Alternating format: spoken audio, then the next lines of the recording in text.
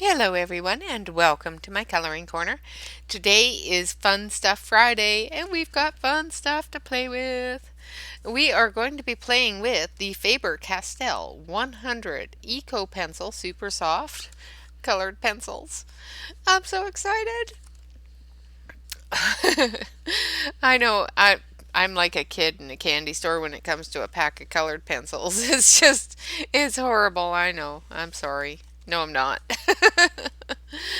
I enjoy them. All right, so in order to open this package, I'm fighting with it and I already know how to open it. You have to make sure you undo these top pieces and then you take this piece here, slide it out, slide the pencils out of the case there, and then you pull this thing here like that, and you open that like that, and then you slide the pencils out like so. So it comes in the sleeve that the pencils are in, a box that covers the pencils that are in the sleeve that was wrapped tightly with plastic, as well as an outer exterior box protecting this box from any sort of damage. The tight plastic that was on this box, this part of the box, protected the pencils. This did get damaged in shipping, but where they come from, I'm not going to fight with it. None of the pencils seem to have been damaged, so that's all that matters to me at this point. They're so pretty. So this is the coolest box ever. So you can either lay it down or you can stand it up and open it up like a book so that you can get to your pencils from one side to the next. So if you don't want to use those ones yet and you just want to use these ones, you can just open it up, place it across your desk, and off you go. Or you can lay them down like this and open them up in a great big huge lineup of pencils, which I don't have a lot of room on my desk for. The only problem with doing it this way is there's nothing holding them into the box, unlike some that have something that snaps them into the box. These do not have anything holding them into the box. So that's one thing that I would think would be a upgrade if they decided to revamp this box situation. They do have the colors dipped on the ends as well as the color numbers here on the box, so when you put them back you can easily put them back in the order that they are in the box. I love them.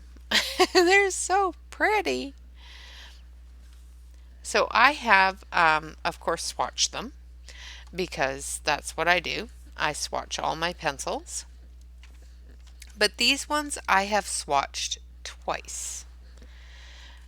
These ones were created to color on black paper as well as white paper. Their marketing for these is so that you can color on black paper better than with a regular colored pencil, like the regular Faber Castell pencil. This is a polychromo, so this is much bigger than the Eco pencil. So let's take a look and compare that a little bit. So as you can see, the polychromo is quite a bit taller than the Eco.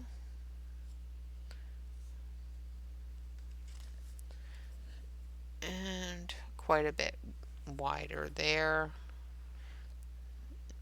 About the same there.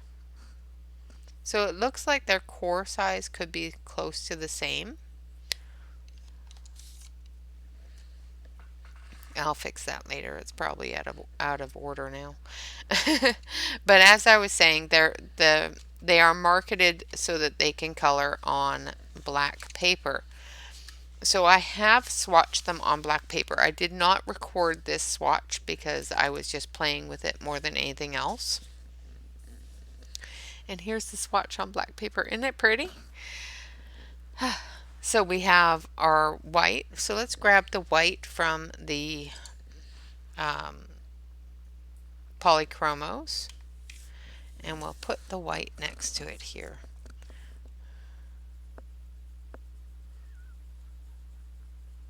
And see if the pigmentation is any different. That's pretty close. It's pretty close. So let's try this one here. Now I'm not seeing any correlation to the numbers of the black addition to the polychromos. And I think that one should be down here somewhere a little bit more. But as you can see, the pigmentation on black is fairly close to the same pigmentation with the black ones. But as you can see, this is the first two sleeves, bringing you up to 25 or 50, I mean. So each sleeve has, each side, so this side here has 50, this side here has 50. And on this swatch chart, it's the first 50. And as you can see, they're just so pretty, even on black. Even the reds are really, really bright on black, which is just awesome. And then we get to this side, excuse me, and this is the darker colors, but they still stand out really nicely on black, which is wonderful. Like even the black stands out on the black paper, which to me is just mind-boggling. Like this one here, I think this one here is the only one that doesn't stand out as well, and that's because it's a gray black, sort of like the black paper. So you're getting a lot of versatility with this set. Excuse me 1 second. Sorry about that. Had tickle in my throat. So you're getting a lot of versatility with this set of how you can color with them. You can color on colored paper and get a really good pigmentation, a really good vibrant color. I did find on the black paper they are very, very smooth. They color beautifully. This is from the big book of swatches, the one with the rabbit on the front of it. What is it called? I think I put it away. You know, you all know which one I'm talking about. And it's a very thin crate space kind of paper, but it's the only black background paper that I had. So, you know, I like the fact that you can color on a dark piece of paper. I'm quite sure these would do really nicely on the Desert Storm, the Nina Desert Storm, because it's a medium tan color. So I think they would do really, really, really well on that. I have also swatched them on white paper, so I will let you watch that swatch, of course, because you know we have to have swatch time. And of course, once this swatch is done, we will play with these a little bit. So grab your cup of coffee, sit back, relax. It's going to take about 2 minutes, and we will get to watching a swatch. All right, guys, I will be right back.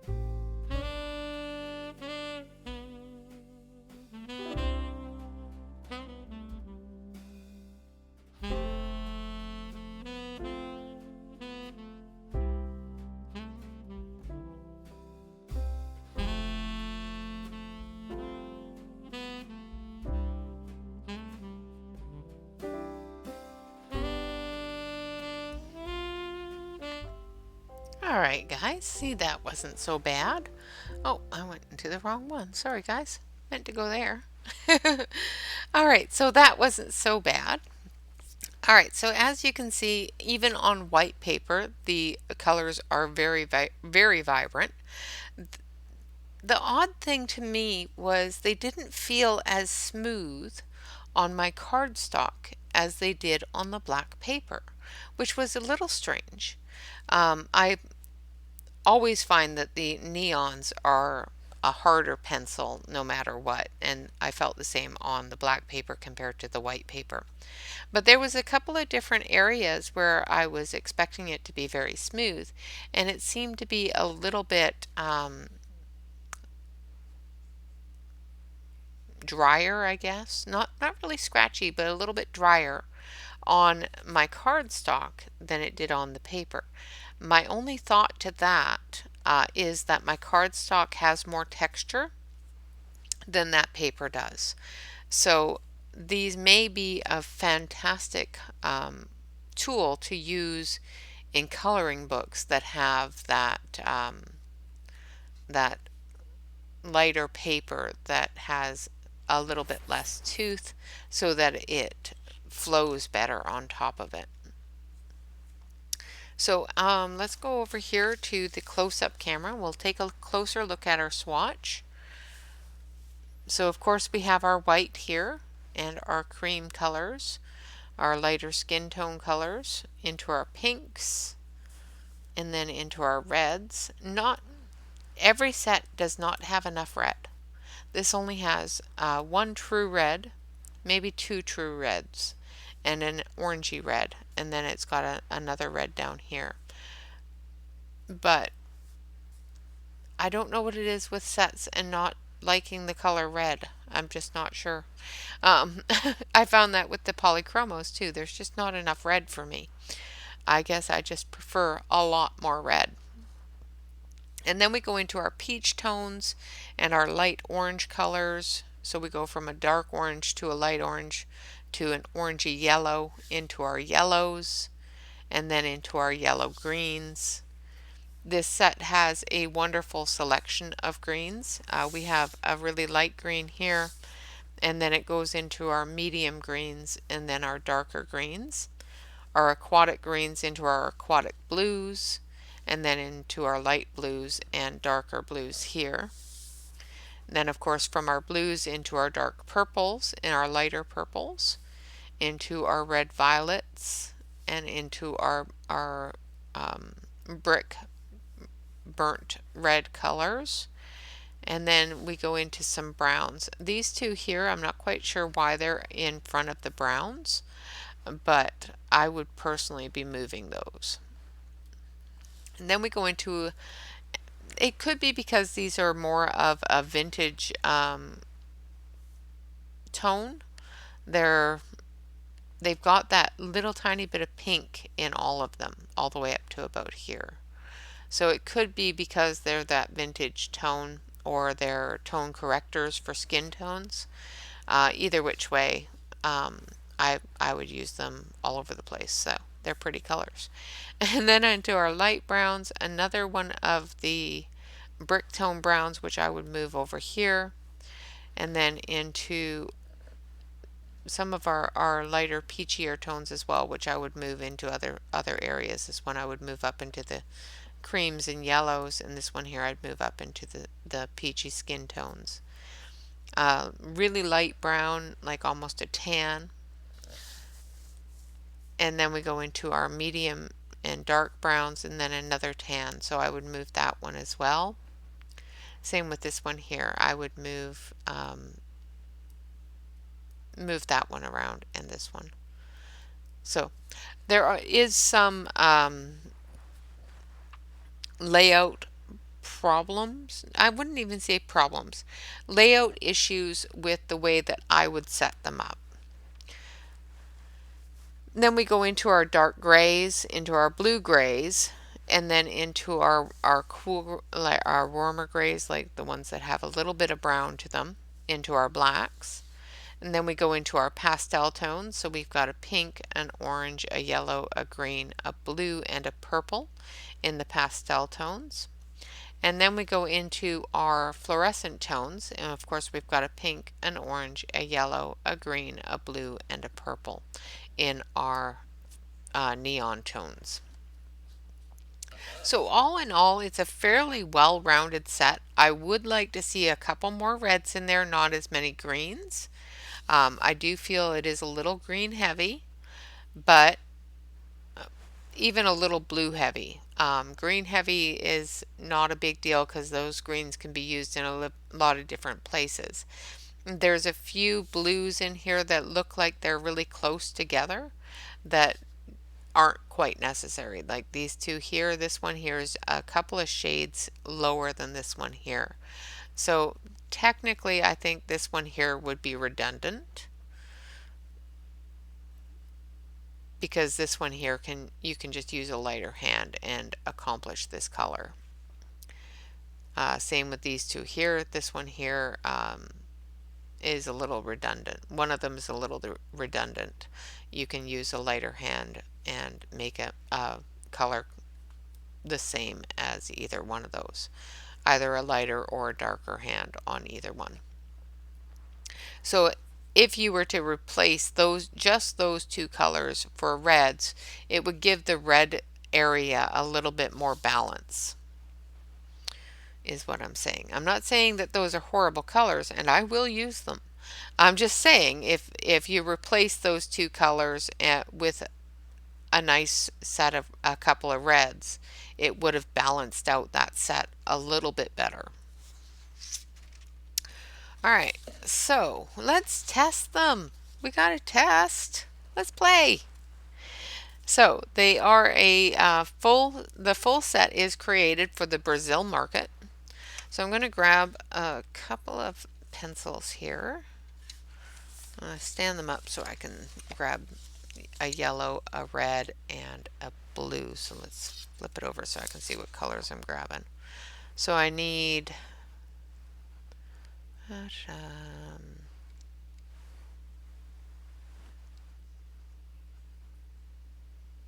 this one here, definitely for our yellow, and just going to make sure 701, yes. Okay, we need 716 for our red. It should be this one. Nope, this one. Did I put it in the wrong spot? Yeah, I did. So there's our red. And then we need a blue. And I think I want 758. Bingo! Ha ha, I'm good. Okay, so let's take a close look at the pencils first of all, and then we'll get to playing with them and sharpening them and whatnot. So, first of all, the pencils are a black barrel pencil. They are a black wood pencil.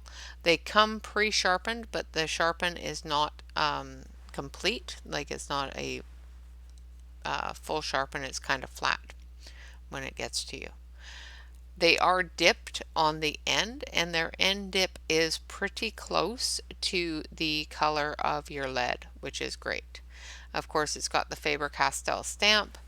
And then up here in the pencil itself, I'm not sure if you can see that, it is stamped with a manufacturing stamp for Brazil.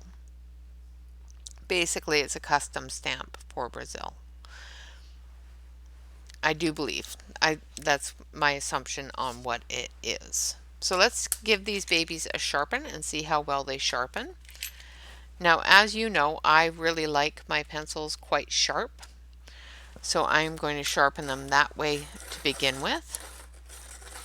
Ooh. The sharpener is not very fond of the wood.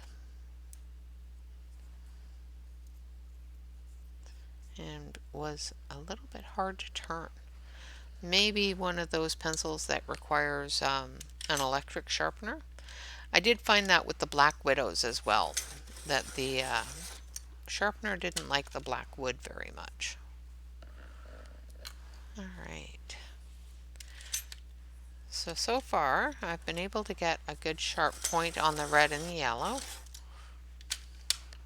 and the blue. Okay, no breakage. They are bonded just the same as the Faber Castell polychromos and any other Faber Castell product. So they are bonded to the barrel. They do work out to 63 cents a pencil. So they are not inexpensive by any means. So let's start up here with our yellow.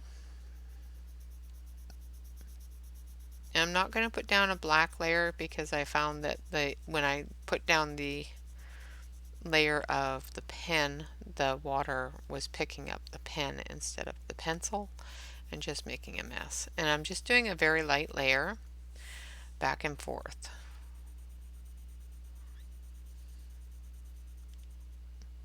So I've only done 3 layers and it's fairly saturated. Like it's pretty good for 3 layers. So let's try the same thing with the red.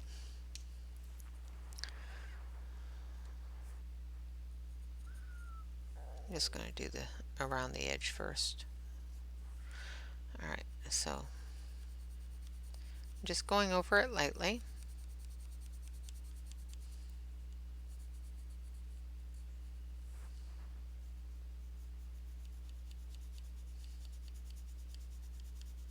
Now I do find with a sharper pencil that it does dig into the paper a little bit more and does lay that pigment down a little bit better and cut through that white spot a little bit better. Okay, so that's 2. Just trying to make sure I get to the very edge here. They don't seem to be as flaky or as crumbly as other pencils. So that's 3 there, and it's pretty well saturated. It's not perfect by any means, but it is pretty saturated, and we did get some slight crumbling, which is good information to have. Now let's do the blue.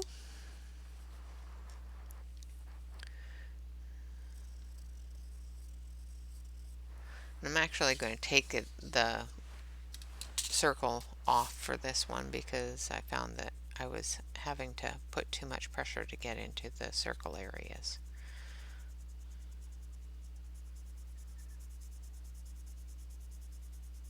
So I'm just filling it in, just putting down the first layer. So there's 1.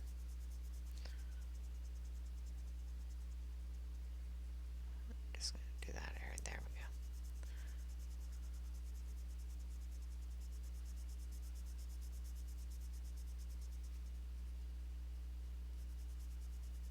2, and then 1 more. So typically I would do a maximum of 5. If I can't get a good saturation with 5, then I'm not pleased with the pencil. If I have to work too hard, then it's not fun for me, and if it's not fun for me, I get frustrated. So that's 3. And with 3, it's pretty close. It's at least 80% saturated, and that white spot is removed by about 80%, which is great. I could continue to build on that and continue to add layers to that if I chose to.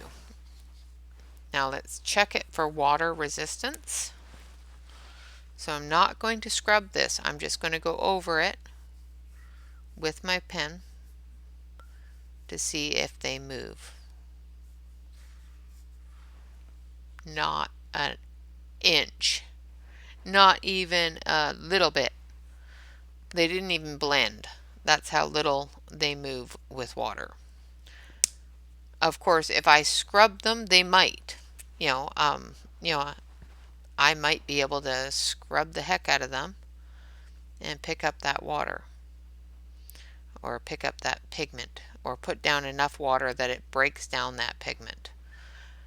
Basically, all I'm doing is I'm rubbing a hole in my page, and I don't want to do that. So let's find something to soak that up with. because that was a lot of water that just went down on that. So after going over it with a lot of water, I was able to pick that up. So as you can see on the Q-tip, there is a lot of a bit of pigment that was picked up. I could probably blend that now at that point. So if you use a lot of water, it's definitely going to pick it up. You use a little bit of water and it picks it up a little bit, but definitely not as much, and it doesn't move it around if you don't put down as much water. So if you're going to paint over this with a watercolor or a water-based product, don't scrub it. Just gently go over top of it and it will not move. If you scrub it, it will move. If you put too much liquid on top of that, it's going to break down that binder and that pigment will automatically move. Alright, so let's start with this test here. So let's do blues for this one, just because I haven't done a lot of blue transitions. So let's do a blue transition. So I want these two. This one is pretty close. It's a little bit too close to it. Let's see. So we have number 773,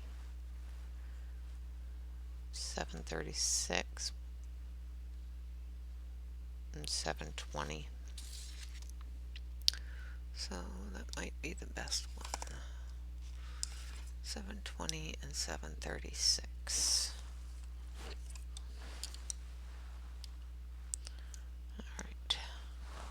So we have a light, a medium, and dark blue here. And we're going to do a transition test. What a transition test is to see if I can put down some light, medium, and dark and move them into each other without causing a hard line, but creating a visual transition from light to dark.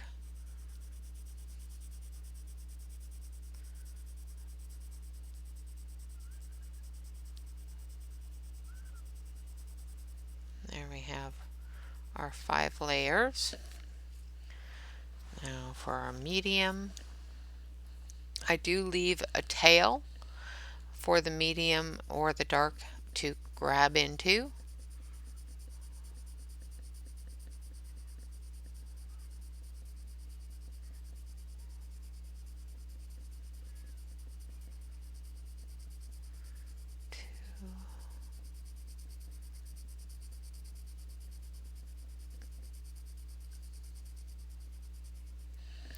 And there's our medium, and then our dark.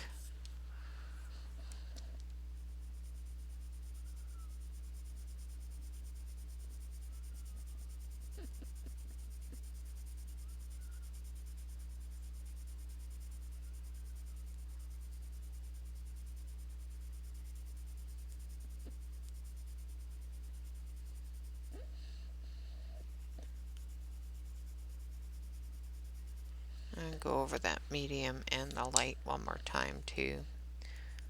They just don't seem there. There we go, that's better. Okay, now I'm going to take the lightest color. I'm going to go the opposite way to help fill in that white spot and bring those transitions together.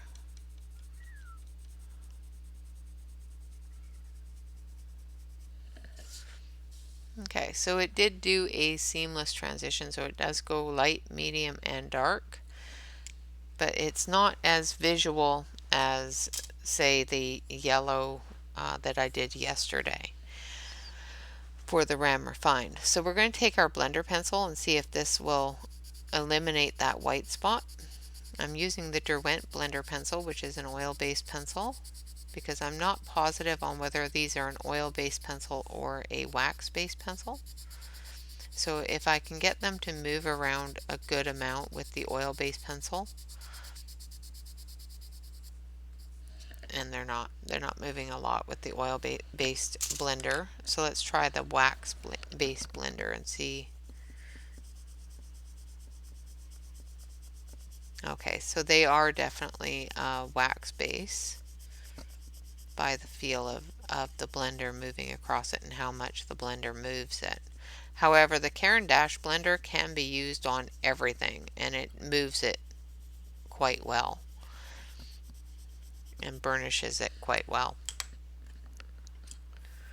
Alright, so you can definitely get a lot more layers down than I put down. I only did 5 layers. So you can definitely put more layers down to build that color up more to where you may not even need to use a blender pencil to blend it together. I just put down 5 layers because that's my testing parameter. Okay, so the progression worked quite well. There is a light, a medium, and dark. You don't see the transition line, but you do see the movement of color from one to the next, which is fantastic. So let's do our rainbow transition. So what we're going to do is we're going to do a rainbow transition. We're going to start off with our red.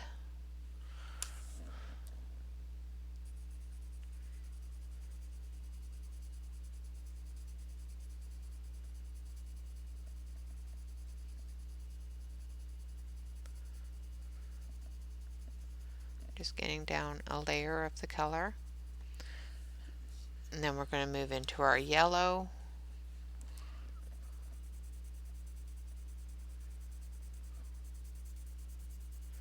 And it may take several layers to get this transition.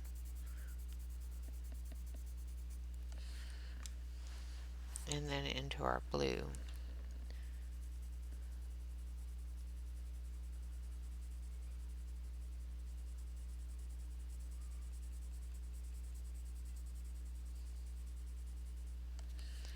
So let's try a little bit more red, covering up that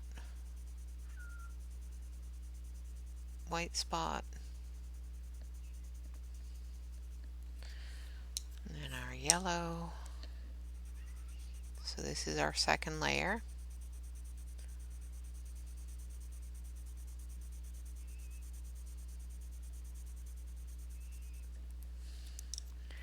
And then our blue.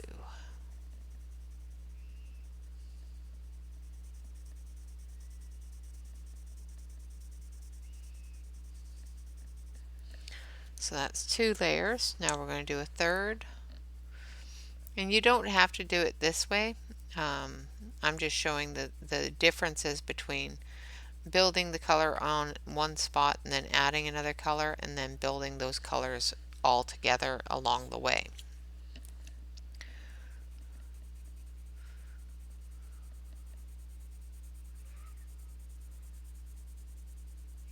And sometimes you can tell with the feel of the pencil how they're going to blend. If they're going to blend with one right on top of each other, or if they're going to blend better by doing one layer at a time on top of each other.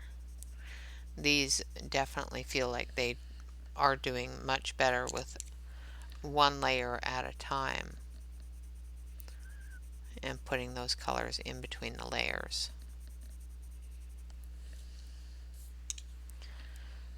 And we're at number 5, I think. I've lost count.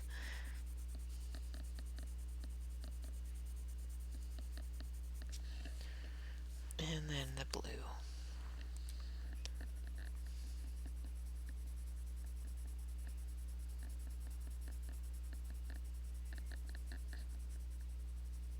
And I'm just doing very light layers. I'm holding the pencil way back here. So it's not like I've got a death grip on the pencil. It's just basically cradled in my hand. So we have an obvious transition between red, orange, yellow, green, and blue. I don't know if you can see the green very well, but it is definitely there. So they transition in a rainbow perfectly fine as well, which is great.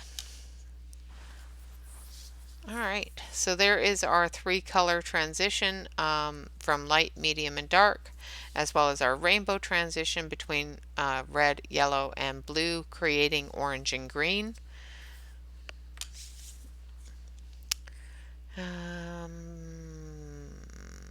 There was another test I normally do. What is it? Oh, I don't even know what my tests are anymore. My brain is just so not working today. Oh, the smudge test. We gotta do a smudge test. That's right. Let's see if these smudge. Alright, so let's do a circle. Let's do circles. It's Christmas. Let's do little Christmas balls. So I'm just going to do a small area.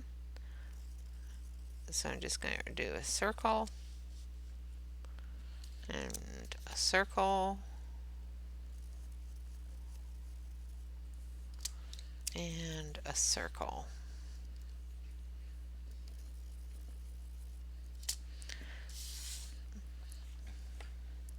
Now, if you have any in-depth information about these pencils, I went to the Faber Castell website and could not find a huge amount of information on them. But if you have any in-depth information on these pencils, please email it to me. My email address is in the description box below the video. Just filling in these circles. So there's our yellow and our red. And I do have a lower grip on the pencil. I'm not pressing really hard, but I'm not using an extremely light hand to put this layer in here either. The reason why I'm using a bit heavier of a hand is because I want the most depth of the color possible, because once you are done coloring, and basically what I'm testing for here is whether or not once the color is laid down and you're ready to move on to the next area, if rubbing your hand across it and back and forth across it while you're coloring another area, whether or not you're going to drag that pigment with your hand. Some sets do that, and it is very, very annoying when you're coloring an area and you look at the next area to color and it's all covered in pigment from the area in front of it that you have already colored because you're rubbing your hand back and forth across it. Alright, so just going to make sure my hands are dry from the water brush, and we're going to go blue and blue moved, and then we're going to go red. I'm using a different finger for each so that I don't drag the other color, and then yellow. And as you can see, they do drag quite a bit. So try to be careful not to rub too hard, because I am doing this quite hard. I'm not just going like this. I am rubbing quite hard to get that color to move. You know, if I just do this, it's not going anywhere. So like I said, I am putting a lot of pressure down on my finger to move this color, but it is moving. So if you are somebody that does this a lot, back and forth while you're coloring, you may find that your pigment is going to move. Alright, so there's our testing done. Like I said, it is 100 pencils at $62.98 a set. They are 63 cents a pencil. So these are not they are not one of the cheapest pencils you can buy, obviously. They are a Faber Castell pencil, and they do carry that Faber Castell esteem. They also carry the quality of Faber Castell, which is fantastic. For example, just to show that you know, even though they do move and they do rub with water if you're not careful, so do the um, polychromos. So this is a deep red from polychromo, and I'm just going to put down a circle of it here, and I'm putting about the same amount of pressure as I did there. Now, like I said, I'm not sure with the Ecos whether they are a wax base or an oil base. I know the polychromos are an oil base, so the pigment is deeper. But if I put the same amount of pressure down that I was putting on the top, it too moves. Now this moves a lot more than this does because I put more pigment down. However, if I do this, it's not going to move as much. So that's why I say they do have the same quality of a Faber Castell product. Like I said, they are bonded through the core so that when you break a pencil tip off, or if a pencil breaks in the core itself, if it breaks in the barrel due to shipping and that sort of thing, it is bonded all the way down the core, so you won't know about that break until you get to it. I'm going to switch you over to the main. They do have the pastels as well as the neons. So let's take a look at a couple. Yeah, let's do a yellow neon and a yellow pastel so I can show you. Okay, I'm going to switch you back over to the close-up so that I can show you the differences. So here's the neon yellow. Now I am finding that I do have to press a little bit harder to get that neon yellow to lay down pigment. They are a lot harder than the other pencils, but I do find that with most neon pencils. But it's a pretty color. It's a nice, bright, vibrant color, and I'm quite sure if I had a black light I could light it up. And the pastel yellow is definitely very pastel. It's got very little color to it. It would be a fantastic blending tool as well as transition tool. But it's also a really pretty light yellow as well. And those are the two differences between a pastel and a neon. The neon has a touch of green to it when you look at it straight on. And these do feel very waxy. Like when I rub the top of them, they feel very waxy compared to oily. So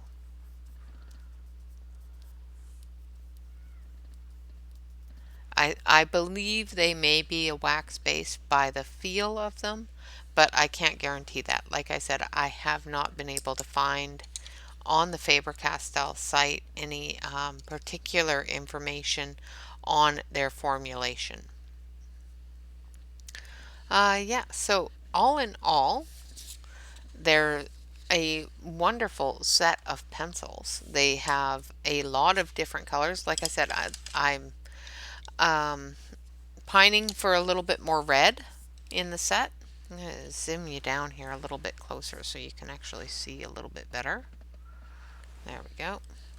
So I am pining a little bit more for some red. Like I said, the true red colors is only here, and then we get into an orangey red here. But for a 100 set, I think they did pretty darn good. There's a couple of blues that I could sacrifice for more reds, a couple more greens that I could sacrifice for more reds, and I would be a happy camper all the way around. But for a 100 set, it's pretty darn good. And they're very pretty pencils. The pencils themselves are just so pretty. And the dip on the end is very, very close to true color, which is great. Like the fluorescent, that's very close to the true color of the fluorescent yellow. Same with the pastel yellow, very close to that color. So here's our pastel yellow, right there. And it's very, very, very close to the same color. This is a little bit darker on the paint than it is on the paper. Same with the fluorescent. A little bit brighter on the paint than on the paper. But this is only one layer, and one light layer and one heavy layer for the transition. So it does very, very nicely for an entire set. I'm just loving them. Let's color this little picture here, and then we will call it a day. I want to color with them, so let's color with them. Let's go into the close-up, and we're going to color this flower. So let's grab some pinks. Pinks, pinks. Yay, pink. I like pink. Okay, so I'm just going to open these up so that we can get some pencils. And we're going to grab our pastel pink, first of all, and a medium pink, and then a dark pink. Alright, really bright pink. There we go. So we've got a three color transition there. 3-color blend. We're going to sharpen them up. Now remember to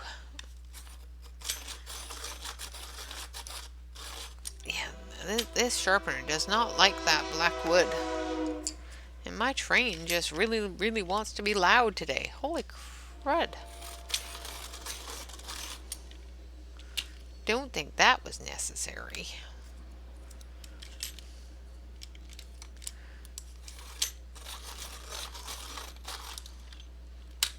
Yeah, the sharpener does not seem to like this black wood. It didn't with my Black Widows either. So now I'm going to do a different type of layering and blending. So we did a transition blend on the um,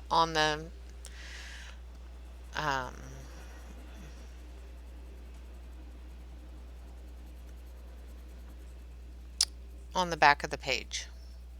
So in the testing we did a transition blend. Now we're going to do a different type of blend, which is a layer blend, where you start off with your lightest color and you build the color up. So you do different layers of different colors. So that's not quite as pink as I want it to be, of light pink that I want it to be. So I'm just going to add another layer.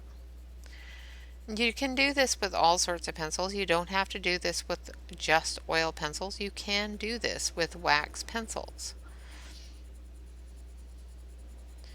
You don't have to use a strong arm with wax pencils. You can layer them. I do it all the time. I tend to use more oil pencils than wax pencils, so I have gotten into the habit of doing that with pretty much anything I use to color. Okay, so we've got the light pink down. And now we're going to go into our medium pink, and we're going to bring that color in over top of the light color. And putting that everywhere that I want that medium color to be. So the light color is going to become our highlight. So everywhere that you don't want a highlight, use your medium color. Everywhere that you want to see a highlight, don't color over top of it, because your light color is now your highlight.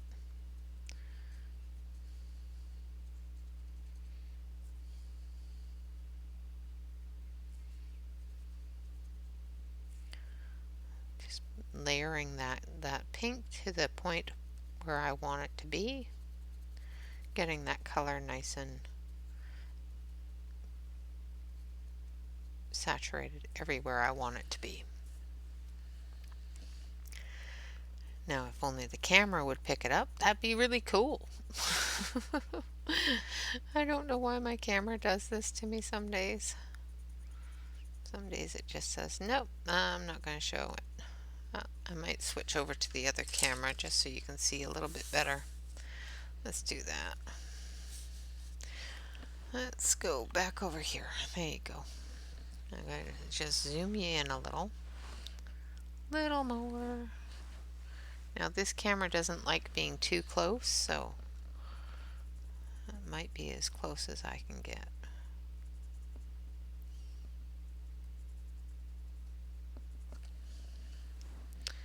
And it's blurry, so we're going to have to zip up a little. There we go. So once again, just going over that light layer, and I just put down one layer of the light pink. Just going over and over again until I get to the saturation color that I want that medium pink to be.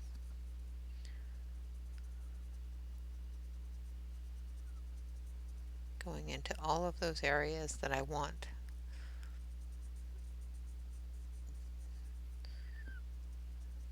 to be the floral color, leaving the spaces open for the highlight.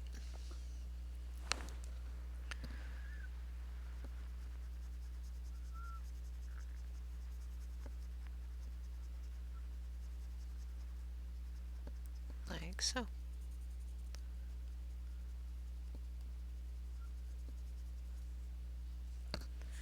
And then we're going to take the really dark pink and we're going to go in and do our darkest areas. So where our shadows are going to be, down here at the base of the flower, where the folds are in the petal.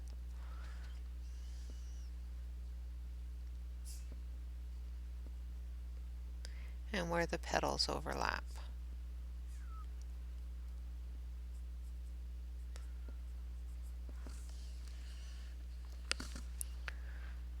And I'm not using a heavy hand. I'm not trying to put down 5 layers of color.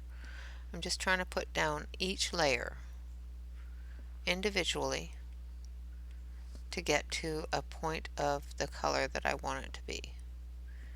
If I want it to be darker, I just go over it again, but I start off with the lightest tone, the lightest color I should say, not tone.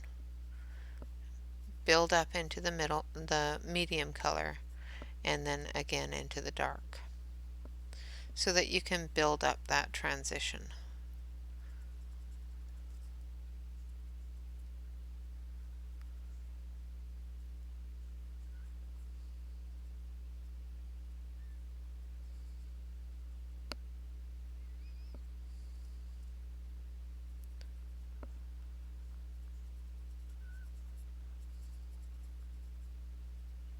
Like so.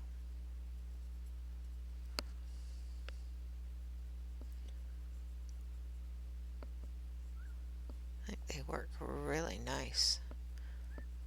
Once you get a layer down, they just glide on top of each other, which is awesome. Which I was expecting, but I'm glad that it actually is doing that. I was a little bit concerned when I was doing the swatch, because when you do a swatch, it's just one layer on bare paper. But when you're coloring, you may find that the more layers you put down, the smoother it just glides. The first layer may seem a little bit scratchy, but as soon as you put down that second layer or third layer, the third layer may just feel like silk on butter. So what I'm doing at this point is I'm taking my lightest color and just bringing all those colors together, making it so that there's the shadows, the highlights, and everything else all one part of the flower so that it doesn't look choppy, it doesn't look broken. So it looks like there's a light shining on it, or a bit of sunlight hitting it, a cloud moving over it, that sort of thing.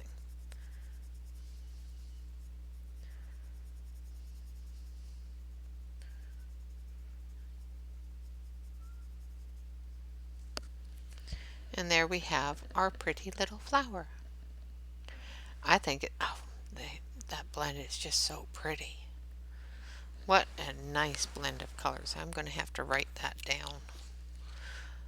I'm liking that. Hold on a sec. Let me grab my pen. I'm liking that color blend. That is really pretty. So let's put that over here. So that's $7.90 to $7.30 to $7.31.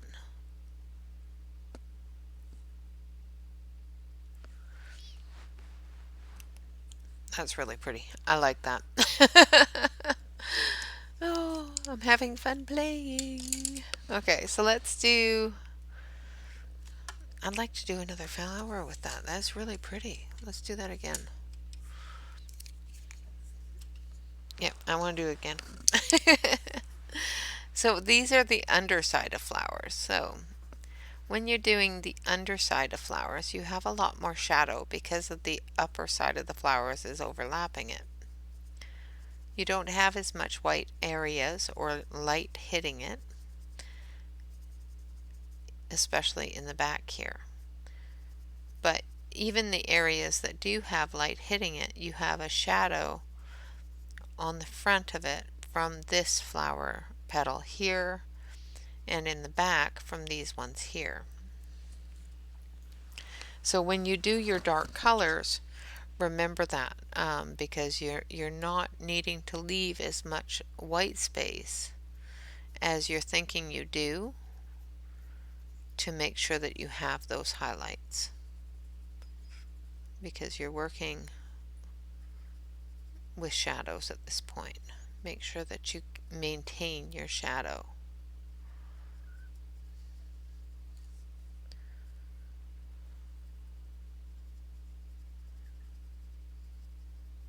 They are just layering on top of each other like just beautifully. I'm liking these.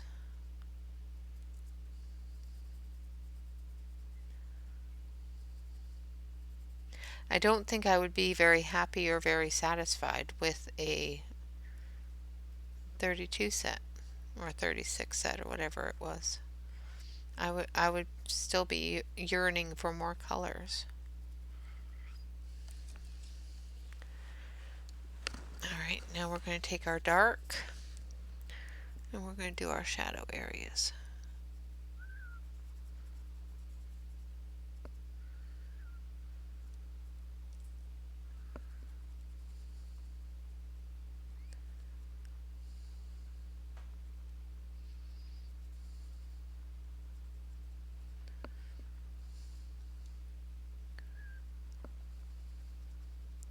Now this area here I'm not doing a lot of heavy shadow in,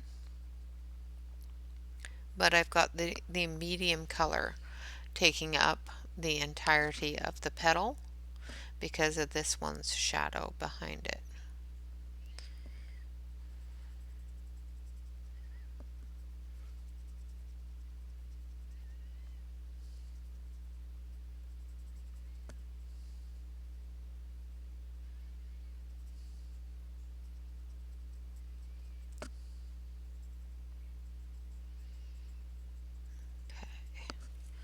Now we're going to go over it with the lightest layer again, blending those colors all together and getting that highlight showing. Now I'm calling it blending because that's what I've always been told it is. It may just be combining the colors to create one constant transition. I have always been taught it's called blending, so that's what I'm doing. I'm blending. Even if they are possibly oil-based pencils and, that sort of thing, it's just the way that I've been taught things are called. And to me, it blends really nice. So we're going to do it again here, just because I'm really thrilled with this color combination. And again, we're going to do a majority of it in the dark pink because there's not a lot of there's a lot of shadowing that's going to be here. So we'll leave the very, very tip a lighter color, as well as that run right down the center.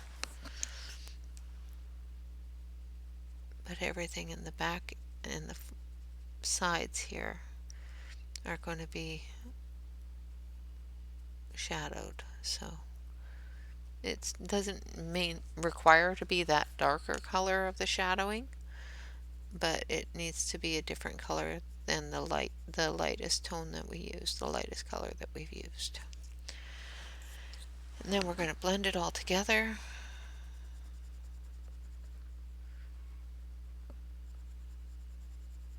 Creating that transition line. And there we have it. Isn't that pretty? What a beautiful, beautiful color color combination. That's just gorgeous. That is just gorgeous. Now we're going to grab our yellow, and we're going to grab our actual yellow here, not our fluorescent yellow, and we're going to put our center in. And then we're going to take some greens, and I don't have to make green. There's actually green in the set. I can make green, but I don't want it. I don't have to. Well, unless I can't find the green. Oh, there it is. So we're going to start with the light green. I'm going to give it a sharpen here. This is 761. It's a little bit of a bright green, but that's okay. With the other colors, it'll be fine. And we're going to put it down on the leaves here. Maybe.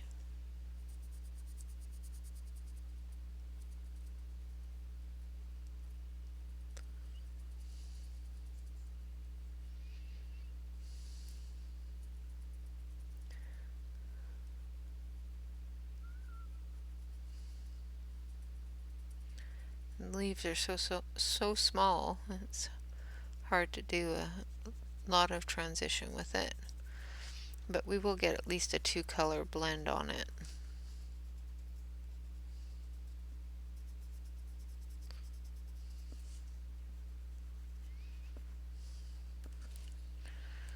Alright.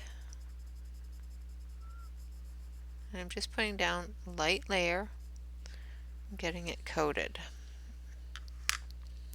Now we're going to take a darker green. Let's see, I think I want this one. 766, I think. Yeah. Which is a darker green. Now we've got the light layer on there.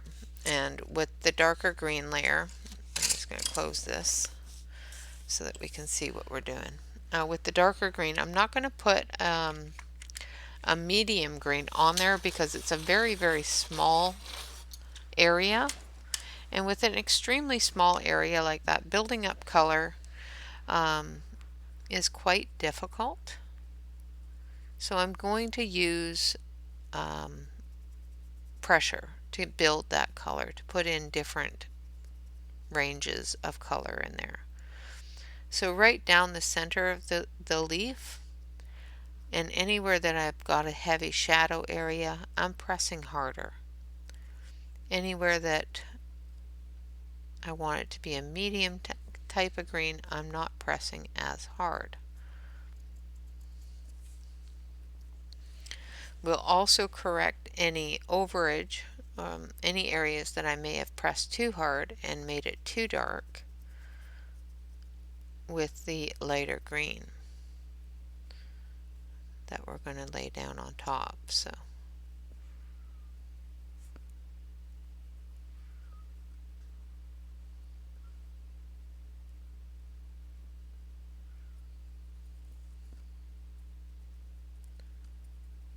this area here is quite shadowed, but this area here is not.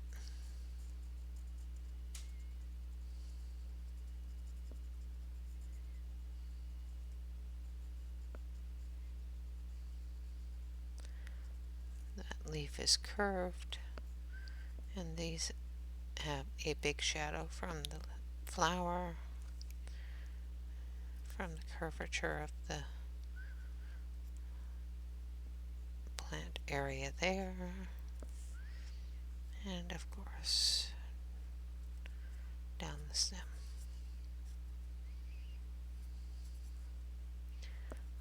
Terrible at doing lines. I don't know why I even try. Not good at following them. I'm okay with staying in them, not all that great with following them. Now I'm going to take the light color, which is number 761, which is this color up here, and I'm just going to blend that in. I'm going to take that color and I'm just going to move the darker color around with it, changing that darker color into a medium tone in places that I need it to be. Also putting some pressure on the lighter color to give it another type of medium tone as well.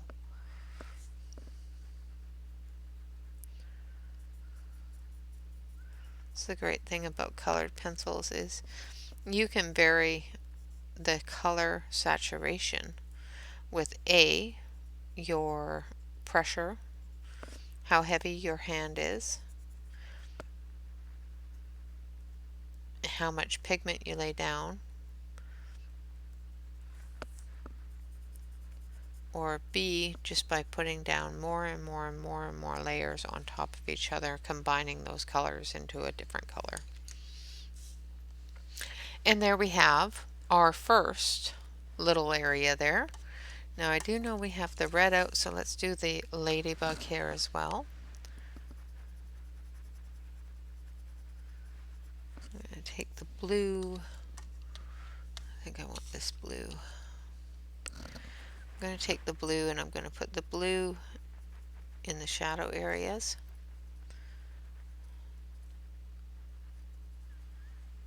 Now with blue you can use that as a shadow area for a red because it's a good complementary color to the red. So we've got the blue in the shadow colors. So when I go over it with the red, it becomes a purple. And fills in that shadow and creates that deep shadow color.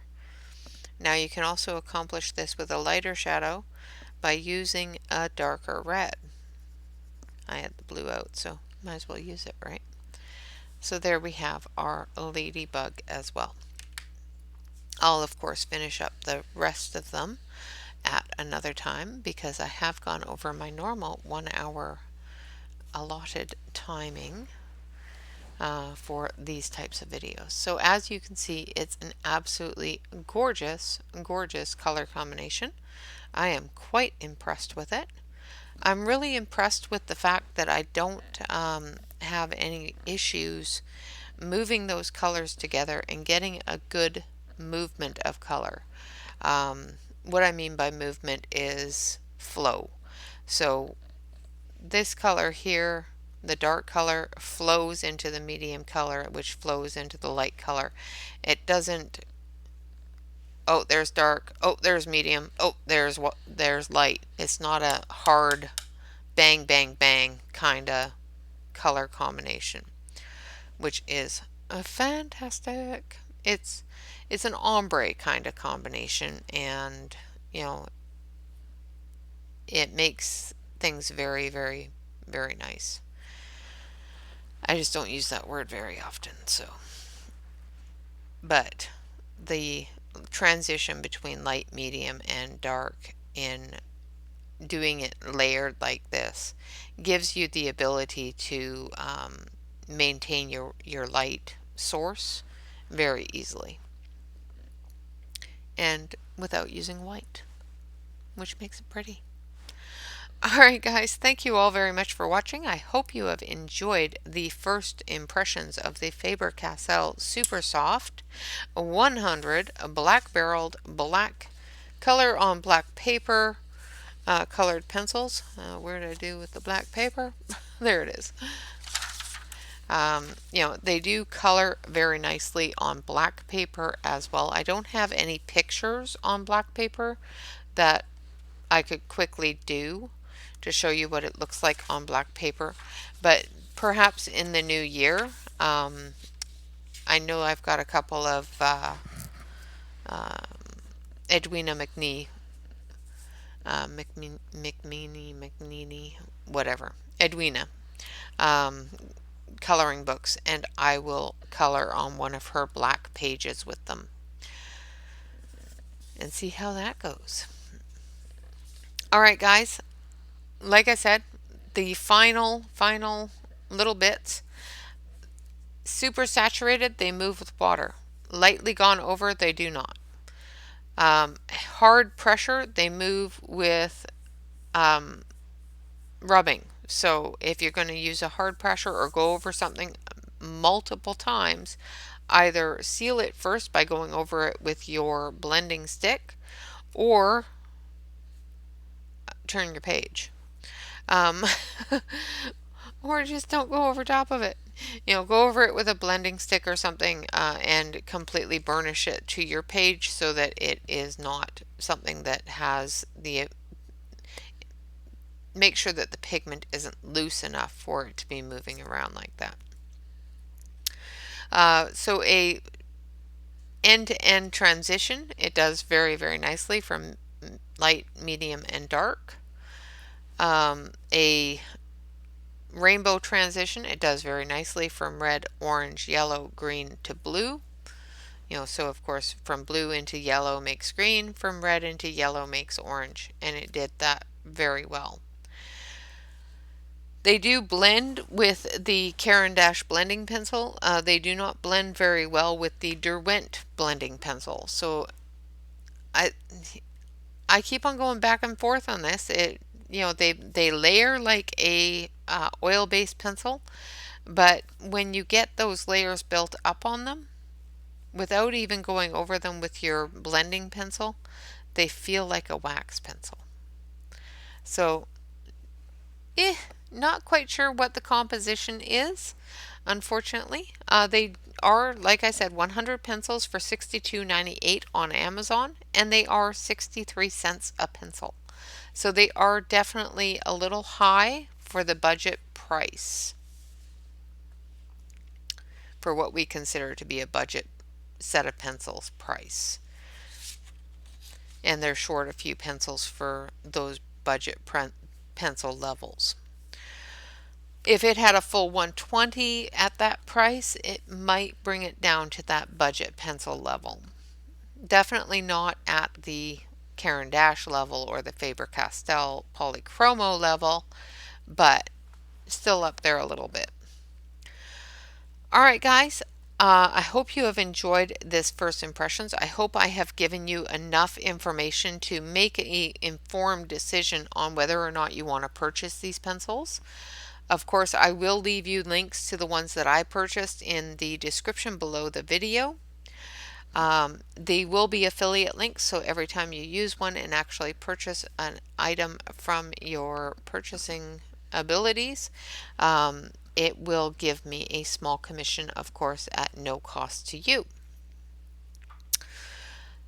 because I am an Amazon affiliate. So, and all of those funds go to the channel to help fund things such as giveaways, Christmas parties, things like that. Um, I'm just trying to think of everything, make sure I give you all the information. Yeah, so if you want to, of course, like, comment, or subscribe to the channel, please do so.